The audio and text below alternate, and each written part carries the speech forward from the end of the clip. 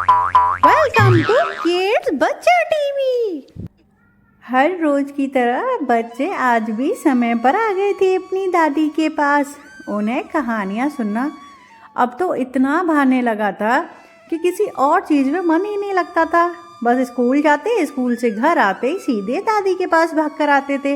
राजू के सारे दोस्त। राजू बोलता है दादी से, दादी आज मैं सारे बच्चों को साथ लाया हूँ, सब लोग कहानी सुनेंगे। कहानी दादी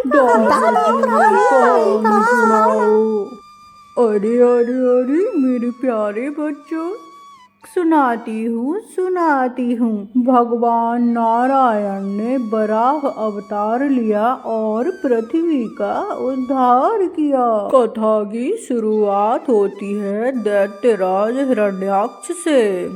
हिरण्याक्ष और उसका भाई हिरण्याकश्यपु भगवान विष्णु द्वारपाल जय और विजय थे, जिन्हें शाप के कारण असुर योनि में जन्म लेना पड़ा था।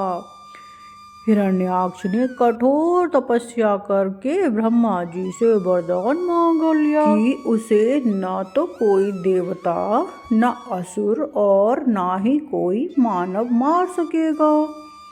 वरदान के अहंकार में चूर होकर उसने तीनों लोकों में आतंक मचा दिया।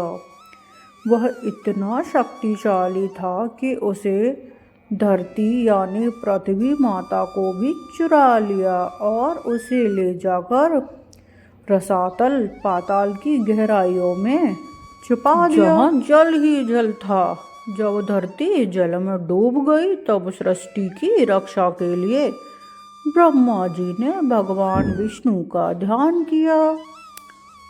उसी समय ब्रह्मा जी की नासिका से यानी कि नाक से एक सूक्ष्म वराह सुअर प्रकट हुआ, जो देखते ही देखते बहुत विशाल हो गया।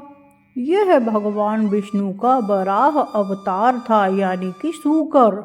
और बच्चों, सूकर को ही सुअर भी बोलते हैं, जो कि भगवान विष्णु का ही अवतार था वराह।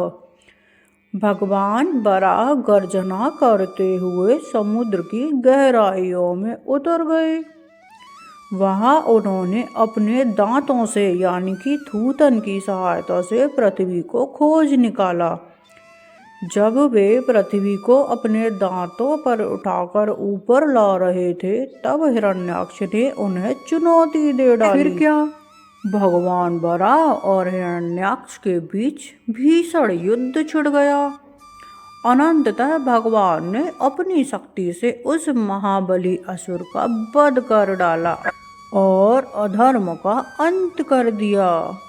हिरण्याक्ष का वध करने के बाद भगवान वराह ने पृथ्वी को जल के ऊपर स्थित कर दिया और उसे रहने योग्य बनाया। उसके बाद उन्होंने शेषनाग को पृथ्वी का भार संभालने की आज्ञा दे दी। तो बच्चों, भगवान वराह का यह अवतार दर्शाता है कि जब जब धर्म की हानि होती है और पृथ्वी संकट में पड़ती है, भगवान किसी न किसी रूप में आकर हमारी रक्षा करते हैं। वराह अवतार को यज्ञ वराह भी कहा जाता है, जो अज्ञानता के अंधकार को मिटाकर ज्ञान का प्रकाश फैलाता है। यह कथा जल और भूमि के संरक्षण के महत्व दर्शाती है। तो बच्चों, क्या समझे इस स्टोरी से? हमारे अंदर जो अंधकार है उसे मिटाकर हमें समाज में प्रकाश फैलाना चाहिए। सदैव दूसरों की मदद करनी चाहिए, यानी कि हमें हेल्प करनी चाहिए। अब सब लोग तुम अपने अपने घर जाओ। राजू, तुम भी बेटा घर चलो। सुबह से आज तुम बाहर ही घूम रहे हो दोस्तों के साथ। विंटर वेकेशन हो गए, इसका मतलब ये तो बिल्कुल भी नहीं है कि तुम सारा दिन मस्ती करते रहो, पढ़ाई भी तो करनी है। बच्चों, राजू तो दादी की बात मानकर अपनी स्टडी करने बैठ गया। विंटर वेकेशन चल रहे हैं, आप लोग भी अच्छे से पढ़ाई कर रहे हो ना, और साथ में मस्ती भी करना।